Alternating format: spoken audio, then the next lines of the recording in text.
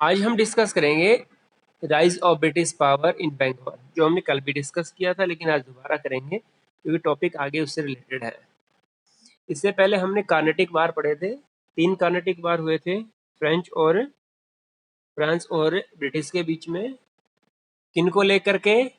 इन 3 states को लेकर के, हैदराबाद, कर्नाटक और मैसूर, क्योंकि तीनों भी आपस में एक दूसरे के साथ कन्फ्लिक्ट थे, झगड़े कर रहे थे। इन तीनों को लेकर के फ्रांस और उसमें युद्ध हुए थे और इससे क्या हुआ था, फ्रांस जो था वो हार गया था काफी और उसे वापस जाना पड़ा था।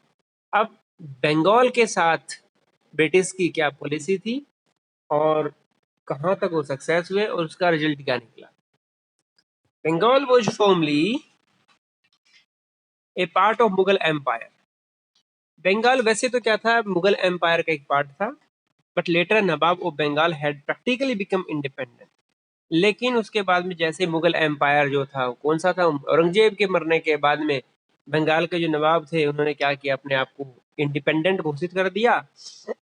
British company secured A Farman from Aurangzeb. Aurangzeb के शासनकाल के दौरान ही जो ब्रिटिश कंपनी जो थी उन्होंने एक फरमान हासिल कर लिया, एक ऑर्डर हासिल कर लिया, विच जो ग्रांटेड परमिशन देता था द कंपनी को द राइट अधिकार का टू ड्यूटी फ्री ट्रेड, कि वो बिना टैक्स दिए वहां पे ट्रेडिंग कर सकते थे, व्यापार कर सकते थे। But the company from time to time, लेकिन समय समय पर कंपनी जो थी वो kept on pressing Aurangzeb, Aurangzeb को लगातार दबाव डालती रही उसके ऊपर, for more and more concession, ज्यादा से ज्यादा कंसेशन के लिए। क्या करते थे ये लोग? गिफ्ट लाया करते थे, राजाओं के लिए गिफ्ट देते थे, राजाओं के लिए पार्टी ऑर्गेनाइज करते थे और इस प्रकार से जब राजा जो था जो बहल जाता था, राजा उनके बहकावे में आ जाता था, उनसे इस प्रकार के जो सिग्नेचर करवा लिया करते थे ऑर्डर्स के ऊपर जो उनके लिए फायदेमंद होते थे। And miss using existing privilege, privilege का मतलब क्या होती है? छूट। जो उनको पहले से छूट, जो उनको अधिकार मिले हुए थे, उसका क्या करने लगे? वो मिसयूज करने लगे। कैसे करने लगे मिसयूज वो? भाई यहाँ पे सिर्फ एक कंपनी जो थी वो ही क्या कर सकती थी? ट्रेडिंग कर सकती थी, लेकिन अब कंपनी के जो ऑफिशियल्स थे वो पर्सनल ट्रेडिंग भी करने लगे। Company official started their private trade without paying duty, बिना टैक्स दिए वो करने लगे। इससे क्या हुआ? नुकसान हो गया। Enormous loss of revenue to the Nawab of Bengal, Bengal के नवाब को बहुत ज्यादा रेवेन्यू लॉस होने लगा। रेवेन्यू क्या होता है? लगान, tax. Early Nawab of Bengal, उस वक्त के जो नवाब थे वो थे मुर्शिद कुली खां और अली वर्दी खां। ये उस वक्त के काफी ताकतवर जो योद्धा रूलर थे। उन्होंने अंग्रेजों की इस मनमानी को रोकने की कोशिश की। वो जो पावर जो यूज कर रहे थे, मिसयूज कर रहे थे अंग्रेज, उसको रोकने की कोशिश की। But also suppress their political ambitions during this period, और अपने शासन काल में उन्होंने उनकी जो पॉलिटिकल जो एम्बिशन थे, राजनीतिक जो उनकी सोच थी, उनको भी उन्होंने रोक दिया। अब आती है conflict with Nawab of Bengal. Ali Vardi Khan was succeeded by Sirajuddaula in 1756। Succeeded का मतलब क्या होता है? सक्सीड मानी ऐसे तो क्या होता है? सफलता प्राप्त करना, लेकिन यहाँ पे सक्सीडेड का मतलब होता है उत्तराधिकारी। मतलब अली वर्दी खां का उत्तराधिकारी कौन था? सिराजुद्दौला था। वो गद्दी पर बैठा 1756 के अंदर। अली वर्दी खां का जो उत्तराधिकारी थे वो बोलते सिराजुद्दौला। वो 1756 में बंगाल की गद्दी पे बैठे। He was mindful of growing British ambitions. He was mindful, उसे पता था। Mindful का मतलब, he was mindful, mindful का मतलब होता है उसे जागरूक होना। उसे पता था of growing British ambitions, जो ब्रिटिश लोग थे उनकी जो ग्रोविंग, बढ़ती हुई जो ambitions, उनकी जो आशाएं, इच्छाएं जो थी, उसके बारे में पता था। was determined to keep them in check, और was determined, determined माने निश्चय करना, उसने निश्चय कर लिया था कि चेक, चेक मानी रोकना, कि उनको रोकेगा वो, उनकी बढ़ती हुई जो पॉलिटिकल इच्छाएं जो थी उनकी, उनको रोकने की कोशिश करेगा। He did not want, वो नहीं चाहता था to meet the fate of nawabs of Carnatics. He did not want to meet, वो नहीं चाहता था, मीट मानी मिलना, मीन्स अपने आप का, अपने आप को मिलाना। द फेट ऑफ नवाब और कर्नाटिक, कर्नाटिक के जब नवाब के साथ क्या हुआ था उस जैसा नहीं बनना चाहता था वो। ब्रिटिश वर ट्राइंग, ब्रिटिश क्या कर रहे थे, कोशिश कर रहे थे टू फोर्टिफाई, किलेबंदी करने की, दियर सेटलमेंट्स इन बंगाल। बंगाल में ब्रिटिश क्या कर रहे थे, अपना जो सेटलमेंट था, उनकी जो रहने की जो जगह थी, इनकी कॉलोनी थी, उसके चारों ओर फोर्टिफिकेशन करना स्टार्ट करना चाह रहे थे, किलेबंदी करना चाह रहे थे। दे बिगेन अब्यूजिंग, अब्यूजिंग मानी क्या होता है, गलत तरीके से प्रयोग करना। The concession also which they had got for trade, उन्होंने क्या किया, यहाँ पे दो चीजें आ गई। पहली चीज तो क्या आई, उन्होंने फोर्टिफिकेशन करना शुरू किया, अपनी जो सेटलमेंट्स थे, उनकी जो कॉलोनी थी, उसके चारों ओर फोर्टिफिकेशन करना शुरू किया। दूसरा उन्होंने क्या किया, मिसयूज करना शुरू कर दिया जो उनको ट्रेडिंग के लिए जो कंसेशन मिले थे उसको। Sirajuddaula gave them orders to pull down the illegal fortification, Sirajuddaula ने उनको ऑर्डर दिया कि जो इलीगल, इलीगल का मतलब क्या होता है, गैर कानूनी, जो गैर कानूनी फोर्टिफिकेशन तुम कर रहे हो बिना राजा की परमिशन के, उसे तुरंत गिरा दो। But the British refused to do so, लेकिन ब्रिटिश ने क्या किया, ऐसा करने से मना कर दिया कि हम नहीं गिराएंगे। It led to the capture of Calcutta which was a small village at that time by the forces of nawab. इससे क्या हुआ, नवाब जो थे उन्होंने क्या किया, कलकत्ता को अपने अधिकार में कर लिया। उसकी उसकी जो टीम जो थी, सॉरी उसकी जो सेना थी राजा की, उसने कलकत्ता को अपने अधिकार में कर लिया। आज कलकत्ता एक बहुत बड़ा आर्थिक केंद्र है, लेकिन उस वक्त कलकत्ता एक छोटा सा गांव हुआ करता था, उसको अपने कब्जे में कर लिया, किसने, सिराजुद्दौला की सेना ने। उसके बाद होता है, अब यहां से स्टार्ट होता है बैटल ऑफ प्लासी, ठीक है। Battle of Plassey, when the company official in Madras came to hear about the news of fall of Calcutta। अब इनका जो कंपनी का जो ऑफिस था वो कहाँ था, मद्रास में था।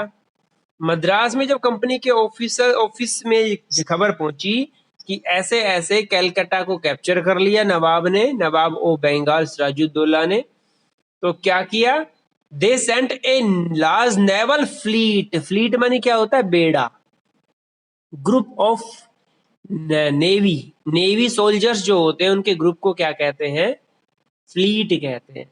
They sent a large naval fleet under the command of Robert Clive, वहां से रॉबर्ट क्लाइव जो था उसकी कमांड में एक बड़ा जहाजी बेड़ा जो था वो भेजा गया। Negotiations with the Nawab having failed, उन्होंने, तो भैया क्या होता है, रॉबर्ट क्लाइव की नेतृत्व में एक बड़ा जहाजी बेड़ा जो था, जंगी बेड़ा भेजा जाता है अरब की खाड़ी के साथ साथ। नेगोशिएशंस, नेगोशिएशंस मानी क्या होता है, वार्तालाप, with the Nawab having failed, fail हो गई, उन्होंने नवाब के साथ आके वार्तालाप किया, बातचीत की, वो फेल हो गई। Robert Clive decided to eliminate Sirajuddaula and replace him with some person on the throne of Bengal whom the British could easily use for their policy। अब रॉबर्ट क्लाइव ने फैसला किया कि वो सिराजुद्दौला को क्या करेंगे, बंगाल से उखाड़ फेंकेंगे और उसकी जगह एक ऐसा व्यक्ति बैठाएंगे, ऐसे व्यक्ति को बंगाल का ताज पहनाएंगे जो ब्रिटिश का क्या होगा, गुलाम होगा, ब्रिटिश के हाथों की कठपुतली होगा। उसने ऐसा सोचा, ठीक है। He conspired with some leading men of Nawab's court in order to place Mir Jafar on the throne of Bengal। Conspire का मतलब क्या होता है, बहकाना। उसने कुछ नवाब सिराजुद्दौला की जो कोर्ट के कुछ ऐसे मेन लोग थे उनको बहका के अपने वश में कर लिया, अपने हक में कर लिया। इस बात पे उन्हें राजी कर लिया कि मीर जाफर को बंगाल का नवाब बनाएंगे।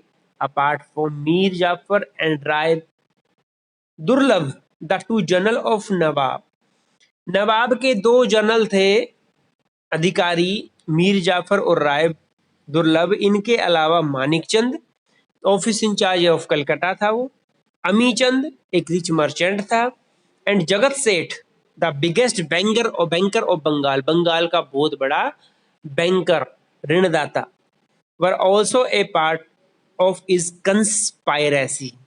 वो इसका जो कंस्पायरेसी का मतलब क्या होता है, इसकी जो कूटनीति जो थी उसके हिस्से थे ये। कौन कौन थे? मीर जाफर को लालच दे दिया कि तेरे को नवाब बना देंगे। राय बहादुर जो था वो माणिक चंद था, कलकत्ता का ऑफिस इंचार्ज था। अमी चंद जो था वो एक रिच मर्चेंट था। जगत सेठ जो बंगाल का सबसे बड़ा ऋण देने वाला, मतलब वो पैसे वाली पार्टी थी भाई। इन लोगों वो लोग भी इसकी कंस्पायरेसी में शामिल हो गए। हैविंग मेड ऑल प्रिपरेशन, सारी तैयारी करने के बाद the British forces met with Nawab force at Plassey. British की जो सेना थी वो नवाब की सेना के साथ मिली। कहाँ पे? प्लासी में। कहाँ है ये? कैलकाटा से 65 किलोमीटर नॉर्थ में है। प्लासी एक जगह का नाम है। ऑन 23 जून 1757, 23 जून 1757 को बंगाल के नवाब की सेना और ब्रिटिश की सेना प्लासी में आमने सामने थी। The battle of Plassey was fought only in name because of Nawab side. Battle of Plassey जो था वो लड़ा गया था सिर्फ नाम का। क्यों? धोखाधड़ी तो पहले होली थी भाई। जो आपके वो थे, आपका क्या नाम था, रॉबर्ट क्लाइव थे, इसने पहले ही नवाब जो सिराजुद्दौला के जो कोर्ट के जो बड़े बड़े लोग थे उनको अपने हक में कर लिया था। Because on the Nawab side, केवल नवाब की तरफ से ही लड़ा गया था। There was only a small group of loyal soldier, कुछ एक ऐसे मतलब सोल्जर्स थे जो वास्तव में देशभक्त थे। और उनके सेना नायक कौन थे? मीर बदन और मोहनलाल थे। हु फोर्ट ब्रेवली, जो बहुत ही बहादुरता के साथ लड़े। Due to the treachery of Mir Jafar and Rai Durlabh the nawab lost the battle. Treachery का मतलब क्या होता है? धोखा।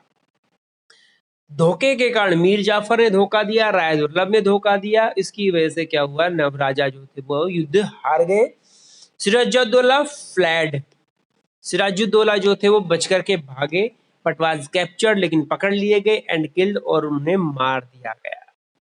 ये हुआ बैटल ऑफ प्लासी। क्यों हुआ? क्यों हुआ? रीजन देखो, बैटल ऑफ प्लासी पे अगर आपके पास नोट्स आता है, right A short note on battle of Plassey, तो सबसे पहले आपको ये पता होना चाहिए कि वो क्यों हुआ।